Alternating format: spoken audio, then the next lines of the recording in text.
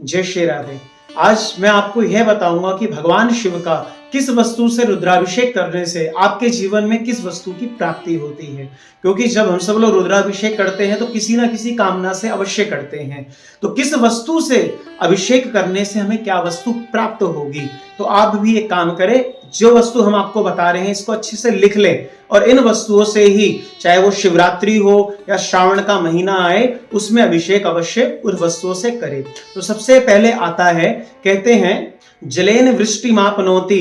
कोई व्यक्ति अगर भगवान भोलेनाथ का जल से अभिषेक करता है तो वृष्टि होती है, यानी कहते हैं वर्षा होती है। और जो व्यक्ति जल से अभिषेक करता है उसके जीवन में जो भी उसको दुख है, बीमारियां हैं, संताप है, वह सब धीरे धीरे उतर जाता है। आगे कहते हैं व्याधि शांते कुशोदकः। जो व्यक्ति जल में कुश को मिला करके उस कुशोदक जल से भगवान भोलेनाथ का अभिषेक करता है, उसके सारे प्रकार के रोग का शमन हो जाता है। अगर आपके जीवन में कोई ऐसा असाध्य रोग बना हुआ है तो आप भी कुश मिले हुए जल से भगवान भोलेनाथ का अभिषेक अवश्य कराएं। दधना च पशु कामाएं।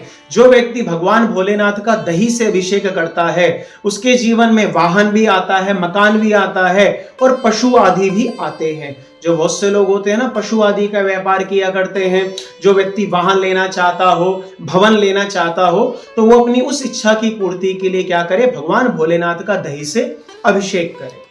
छिया इक्षु रशेनवे। जो व्यक्ति अपने जीवन में लक्ष्मी की कामना चाहता है, हर कोई व्यक्ति है जिसको लक्ष्मी की कामना रहती है, तो जो व्यक्ति अपने जीवन में लक्ष्मी की कामना रखता है वह भगवान भोलेनाथ का गन्ने के रस से अभिषेक करे। गन्ने का रस बढ़िया भैया ताजा निकलवा के ले आए, उसको छान ले और बढ़िया से उस रस से भगवान भोलेनाथ का अभिषेक करे तो उसको धन संपत्ति की प्राप्ति अवश्य होती है। जो व्यक्ति शहद या मधु से भगवान भोलेनाथ का नित्य अभिषेक करता है उसका जो धन कोश है वह सदैव बढ़ता रहता है, वह कभी समाप्त नहीं होता।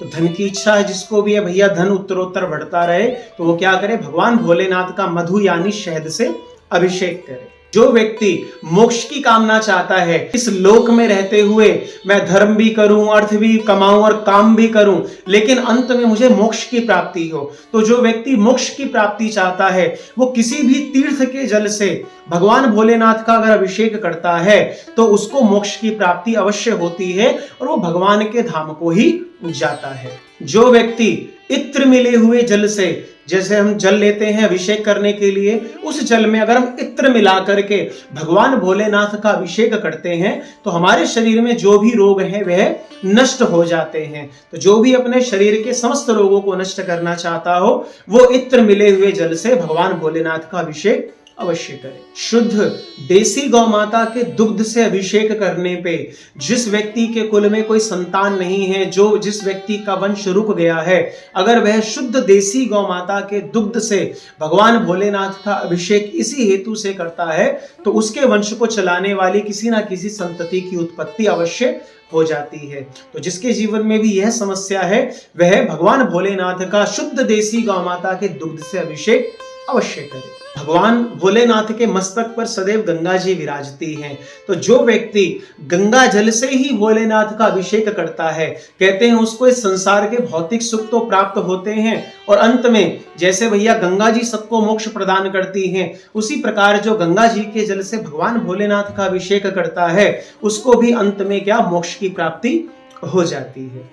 जिस व्यक्ति का तेज दिमाग नहीं है, यानी उसके दिमाग की जो भैया क्रियान की शक्ति है वो थोड़ी कम है, मध्यम है, या किसी के घर में ऐसा बालक है जो बहुत जल्दी चीजों को भैया कैच नहीं कर सकता, याद नहीं कर पाता, ऐसा अगर किसी के साथ भी होता है वो दूध में शक्कर मिलाकर के भगवान भोलेनाथ का अभिषेक करे। अगर वो नित्य ऐसा अभिषेक करता है तो उसकी जो बुद्धि है बड़ी तीव्र हो जाती है और वह बहुत विद्वान बन जाता है। तो इसलिए अगर विद्या प्राप्ति की भी कामना है तो भगवान भोलेनाथ का दूध में शक्कर मिलाकर के अभिषेक अवश्य करें। जो व्यक्ति भगवान भोलेनाथ का घी से अभिषेक करता है उस व्यक्ति के वंश की वृद्धि होती है और वंश की वृद्धि के साथ साथ उस व्यक्ति के अंदर अगर थोड़ी निर्बलता है, कमजोरी है, तो वह भी जो उसकी कमजोरी है धीरे धीरे उसमें उसको सुधार होने लग जाता है। वह अपने आप से, एक तो भैया होता है व्यक्ति बाहर से देखने में लगता है हृष्ट-पुष्ट है, लेकिन अंदर से कमजोर होता है।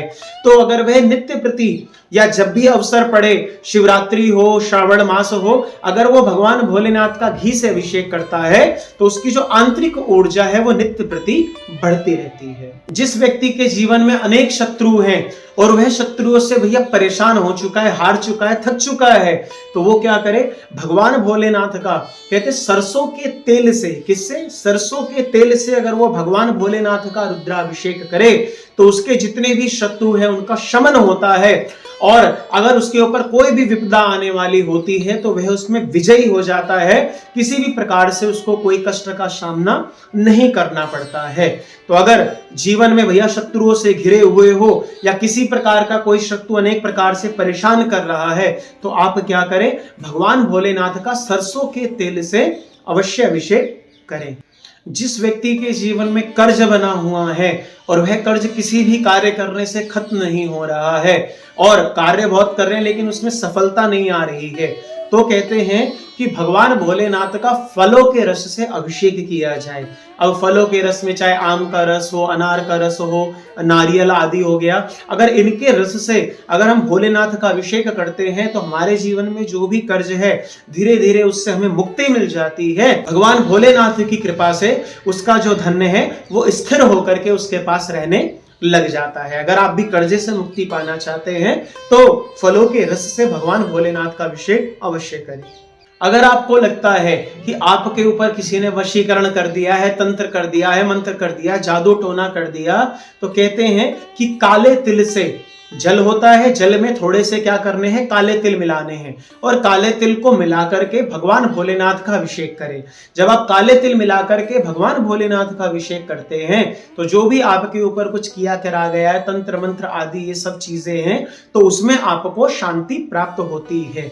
जो व्यक्ति अपने आप को आकर्षक बनाना चाहता है कि वो कहीं से भी जाए, कहीं आए जाए, तो उसको एक उसकी अलग से एक पर्सनैलिटी नजर आए। आजकल लोग पर्सनैलिटी डेवलपमेंट के कितने कोर्स भी किया करते हैं और कैसे पर्सनैलिटी को डेवलप किया जाए उसकी भी बातें किया करते हैं।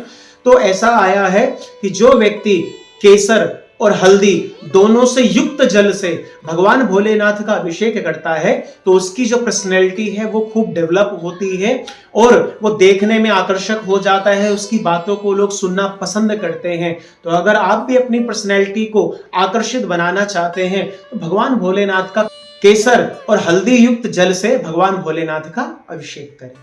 अगर आप अभी इन अभिषेकों में से जो हमने आपको बताया अनेक प्रकार के, इनमें से कोई भी अभिषेक आप अपने निमित्त भी करवाना चाहते हैं या रुद्राभिषेक से जुड़ी हुई कोई भी जानकारी प्राप्त करना चाहते हैं तो आप नीचे दिए गए नंबर पर संपर्क कर सकते हैं और जुड़े रहिएगा हमसे ताकि आगे आने वाली वीडियो भी आपको पहले प्राप्त हो सके। जय जय श्री राधे, हर हर महादेव।